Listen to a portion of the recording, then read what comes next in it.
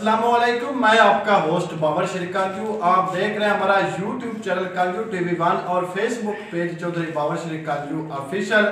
इमरान खान की काल ते जेल भरो तरीक का जिहड़ा है वो मुल्क भर दे विच गिरफ्तारियां का सिलसिला शुरू है ते जलालपुर भट्टियां और जिले हाफजाबाद विच भी अज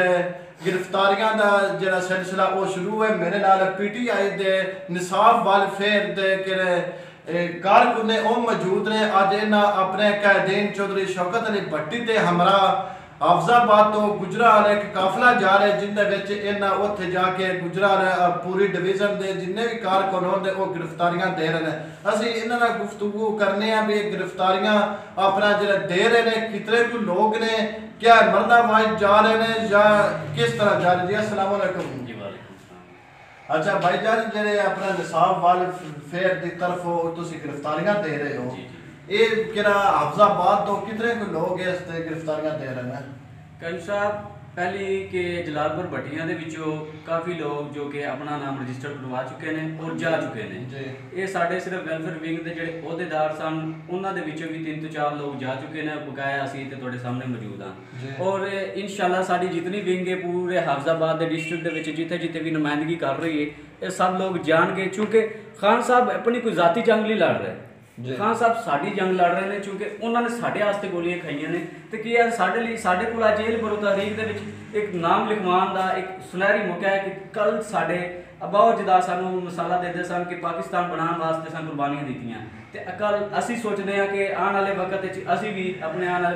मतलब अपने बच्चों को ये मिसाल देंगे कि पाकिस्तान बचाने की तहरीक के असी खान साहब के नाल सन और अलहमदुलिल्लाह असा इसलिए पूरी कोशिश की। देखो जेल भरो तारीख के गिरफ्तारी कोई छोटी मोटी चीज़ है। खान साहब साढ़े तो जान भी मंगन तो इंशाल्लाह से देने लिए तैयार। अच्छा, कुछ ना PTI के जो वर्कर ने खास करके खान साहब के सपोर्टर ने बड़े सोशल मीडिया के एक्टिव ने उन्होंने भी असा गुफ्तगू की भी गिरफ्तारी का जो अमल है अगर हाफजाबाद तो शुरू किया जाए या जलालपुर भट्टे क्या तुम गिरफ्तारी का वो आते हैं ऐसा गिरफ्तारी नहीं देनी लेकिन वोट ऐसा इमरान खान देने ये की माजरा है?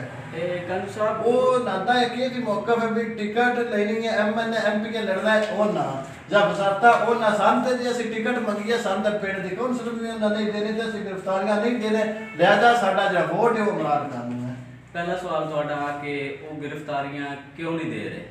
कुछ लोगों की वजूहत ने देखो हर बंदा वोटर है सपोर्टर है हर तरह के खान साहब के नाल टाइम भी दे रहा है लेकिन कुछ चीज़ां जिहड़ियां वजूहत ने कोई फैमिली मैंबर्स कम ने घर का कोई बंदा देखभाल वाला पीछे नहीं किसी की जिम्मेदारी इस तरह की उसका टाइम नहीं बन सकता वो इस तरह के लोग ने जिहड़ी गिरफ्तारी नहीं दे सकते। अगर जिन्हें कोई टाइम 3-4 लोग जिले तो कुछ थोड़ा काफिले चले भी गए हैं जी जी क्या थोड़ा पिछला संकट चल जाएगा? इंशाल्लाह असि सारा कुछ मैनेज करके निकल रहे हैं। निकल रहे हो ये बेफर्ज होता दोनों गिरफ्तार कर लेते हैं काफी दिन वास्ते या महीने वास्ते जिस तरह शाहमुद कुरैशी ने उन्हें नजरबंद कर दिया दोनों भी नजरबंद कर सारे से जाई इसलिए रहे हैं सानू करन नजरबंद नहीं हो छड्डे ही ना तो फिर कोई छड्डे ना छड्डन कोई दोडे के रख देना तारीर भाई ऐसा करो शायद तो हम छड्डने तो फिर की करांगे डेथ वारंट ले लेंगे साइन कर देंगे कर दे इंशाल्लाह पक्की गल यार वो बंदा साडे लिए गोलियां खा रहा है साडे लिए फिर आवाम दे विच आ रहा है वो देखो ना साडी हुकूमत की निंदना कर रही उस बंदे की लत में इतनी सीरियस इंजरी है उसके बावजूद उस बंदे प्रेशर किया जा रहा है दबाव दिलवाया जा रहा है तू लाजम आ वो हालांकि उनकी मेडिकल रिपोर्ट के हर चीज़ वाजे है। कल तक ये जो बोल रहे सन कि उन्होंने कोई गोली नहीं लगी ये सारा ड्रामा है उन्होंने मेडिकल रिपोर्टां देख उन्होंने अखां क्यों बंद ने? अच्छा, कोई सोशल मीडिया पे ये भी खबर गर्दिश कर रही है भाई आप इमरान खान तारीख भरो जेल का ऐलान तक कर दिता है आप अदालतों का रुख कर रहे थे कि अपने कारकुनां या अवाम को वैसे ना जेल भरन की दावत दे रहे तरीक चला रहे हैं आप भी चले ना जेल समझता क्यों करा रहे हैं? सर खान साहब बिल्कुल जेल भरो तारीख लिए फ्रंट देने और गिरफ्तारी देना चाहते हैं और देंगे नहीं। इसकी वजह की है कि अगर खान साहब गिरफ्तारी देंगे अवाम बहुत ज़्यादा फिर अफरा तफरी फैल जाएगी क्योंकि इंपोर्टेड हुकूमत और इन्हों के सहूलतकारों की खान साहब से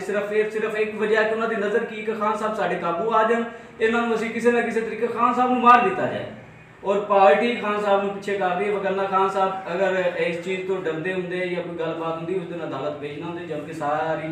पार्टी ये कह रही कि खान साहब तुम पेश ना हो तो सिक्योरिटी थ्रैट नहीं लेकिन इसके बावजूद खान साहब जा रहे ये तुम ना सोचो कि उन्होंने जेल भरो तारीख अपनी जेल जाने का कोई खतरा नहीं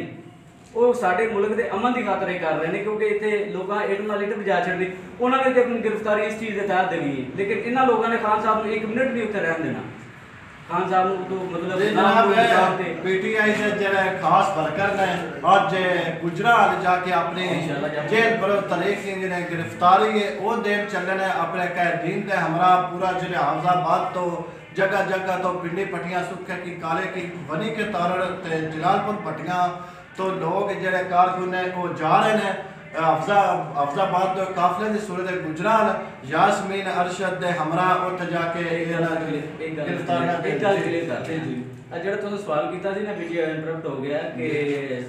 ਜਨਾਬ ਸਾਡੀ ਲੀਡਰਸ਼ਿਪ ਜਾਂ ਜਿਨ੍ਹਾਂ ਬੰਦੇ ਟਿਕਟ ਲੈਣੇ ਨੇ ਉਹ ਕਿਉਂ ਨਹੀਂ ਜਾ ਰਹੇ ਸਰ, ਉਹ ਵੀ ਜਾ ਰਹੇ ਨੇ। ਸਾਡੀ ਟਾਪ ਲੀਡਰਸ਼ਿਪ ਅੱਜ ਗ੍ਰਿਫਤਾਰੀਆਂ ਦੇਣ ਜਾ ਰਹੀ ਹੈ। ਸਾਡੀ ਡਿਸਟ੍ਰਿਕਟ ਪ੍ਰੈਜ਼ੀਡੈਂਟ ਇਮਰਾਨ हैदर साहब, सिकंदर नवाज जितने कैंडिडेट ने सब जा रहे हैं, सब जा रहे मरने भाई सब जा रहे हैं जी, सब जा रहे हैं, सब जा रहे हैं जी। इस मरने वाइज का जरा अमन है वो कोई दी मसरूफियत की वजह तो जिले दे विच या किसी कारकुन दे पार्टी मैंबरान दी फौतियां की वजह तो उन्होंने रोक दिता गया। वो भी जिस तरह मरने वाइज गुजरते हैं उन्होंने भी अपना तरीक जेल भरो तरीक का उन्होंने भी जाके अपन गिरफ्तारियां देन दे और मेरे नाल कारकुन मौजूद रहे। ये अपना अलहमदुलिल्लाह जा रहे हैं गुजरात अपन गिरफ्तारियां देने। इस लिए मैं अपना होस्ट चौधरी बाबर शरीफ काजी इजाजत दो। वस्सलाम।